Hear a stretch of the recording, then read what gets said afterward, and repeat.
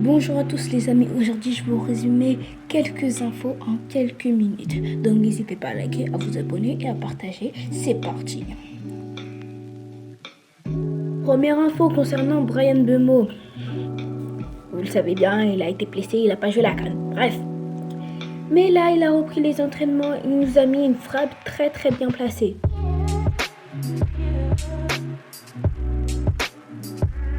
Le gars est venu pour abattre tout le monde, je vous le dis. Et en parlant de lui, Liverpool le suit très attentivement. Pourquoi pas un petit Bryan Mbeumo à Liverpool avec un petit Mohamed Salah. Ça peut être délicat, mais ça peut faire du mal quand même. Deuxième info sur Faris Moumbagna qui a vraiment tapé Clermont-Ferrand. Bon, on va retenir le match de Marseille, mais sincèrement, Moumbagna, il est rentré à la 75e minute, 80e passe décisive, 90e but. Si c'est pas une entrée fracassante, je ne sais pas c'est quoi, sincèrement. Et le mec, il a traité de joueur de district. Moumbagna lui a bien répondu. Brionnais des fédéraux, la mère à Riolo, le père à Riolo, j'arrive, on a franchi BG comme Liota. Maintenant, on va parler de l'avenir du sélectionneur manager de l'équipe nationale. On a eu quelques pistes.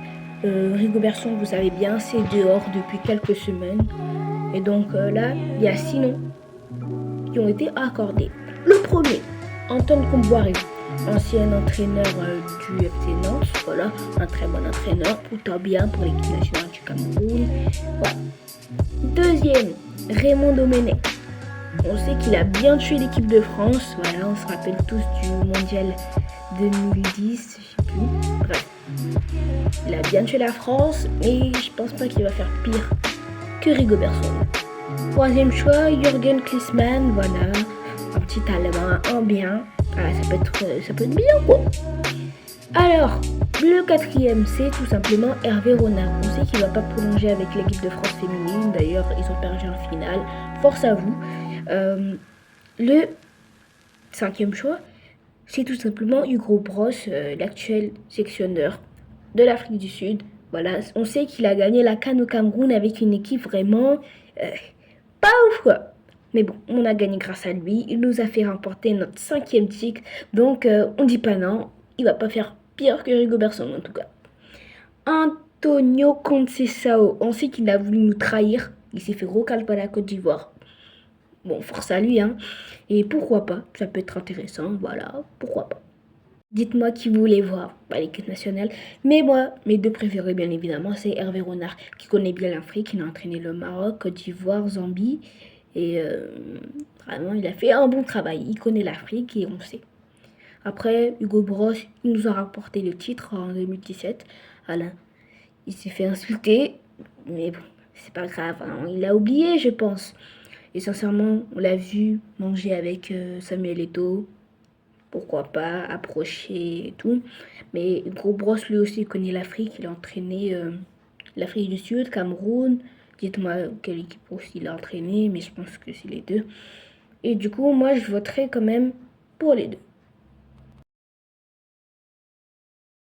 Même à 34 ans, Éric Maxime Choupo-Moting continue à attirer les top clubs. Cette fois-ci, c'est le FC Barcelone qui est à l'affût du Camerounais. L'information a été rendue par le journaliste sportif turc Erkem Konur. Selon lui, le géant espagnol, le FC Barcelone, souhaite s'attacher à ses services. En fin de contrat en juin prochain avec le Bayern Munich, le journaliste nous fait savoir que le joueur de 34 ans pourrait rejoindre librement le club catalan. Il précise également des clubs de Première Ligue, de Serie A et d'Arabie Saoudite sont intéressés par le profil du Camerounais. On n'en parle pas assez, mais il a une carrière de ouf. PSG, Bayern, Barça, ça peut être incroyable vraiment. Mais bon, pour l'instant, on n'a toujours pas de nouvelles sur le sélectionneur. On ne sait même pas si on va jouer en mars. On ne sait même pas les nouveaux joueurs. On ne sait rien du tout. Je vous ferai part des infos s'il y en a.